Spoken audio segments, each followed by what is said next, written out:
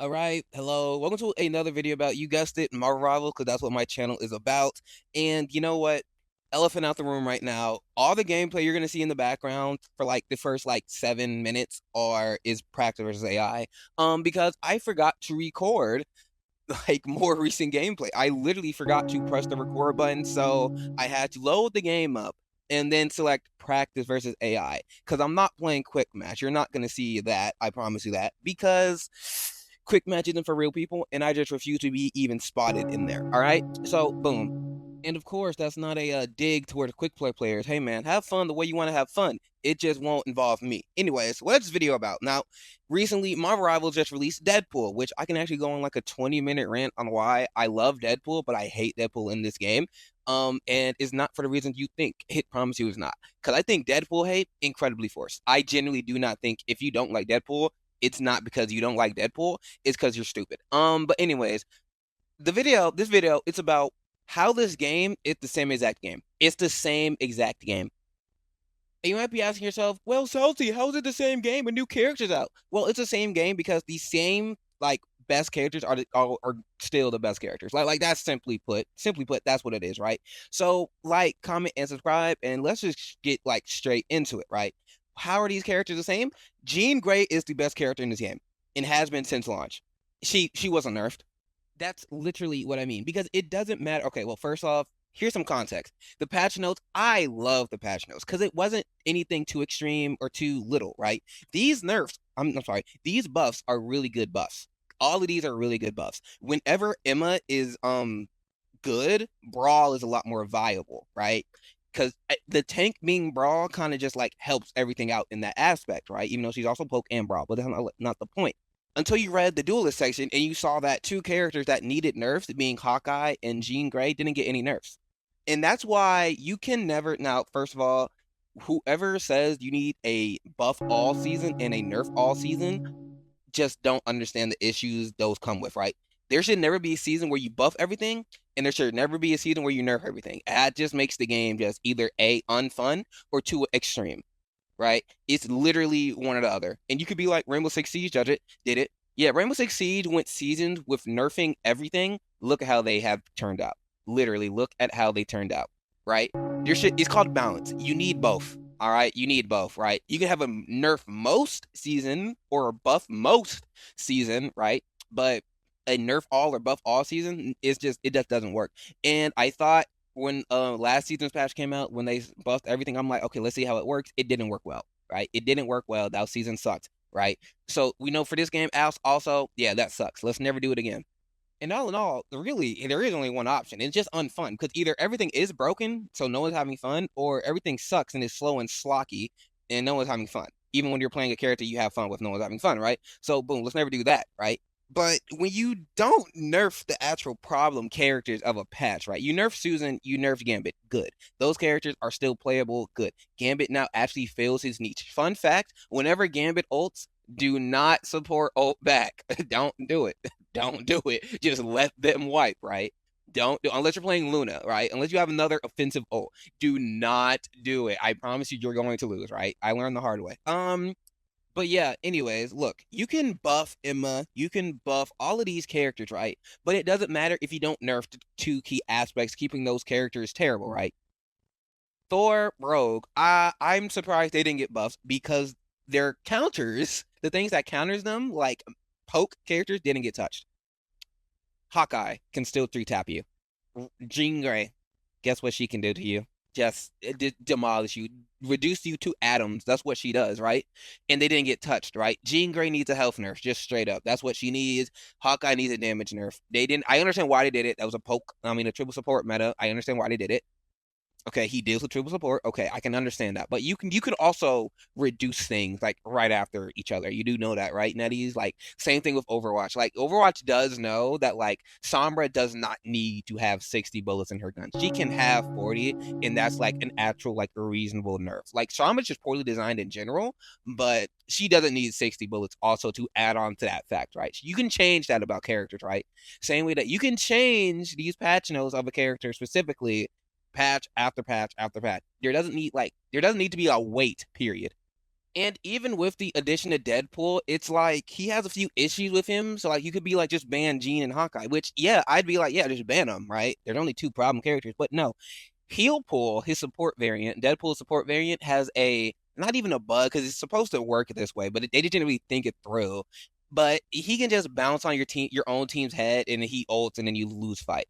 That's not really fun. So like he's kind of like a ban because he's another support ult that like you just don't want to deal with, and you just lose the fight whenever he's in the game. But not nerfing those two characters means that all the buffs you gave don't matter. Rogue is still useless. Because again, why would you ever play Rogue, Mr. Fantastic? Why would you ever play some of these characters ever? Because they just get demolished.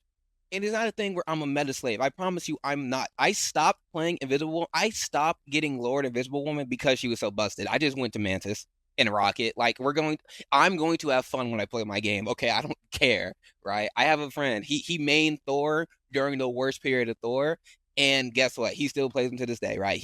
His rewards have been reaped, right? I'm not going to play Rogue into this, right? And again, I'm not chasing the meta. It just so happens that I play Hela and Hawkeye and Sheen because they're poke characters, which is an issue, by the way, right? I have Lord Magic. I have Lord Widow, who's also a poke character. But that's not the point. I have a lot of lords that you wouldn't expect, okay? It's surprising, right?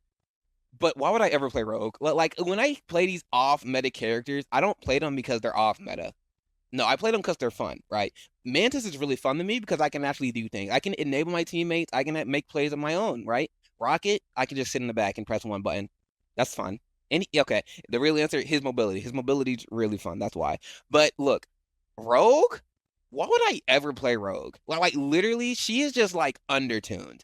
She's good if you have good healers and another good tank, but that's not gonna happen every game or most games. And even if you have a good healers and a good tank, the poke play characters are just still so oppressive into her.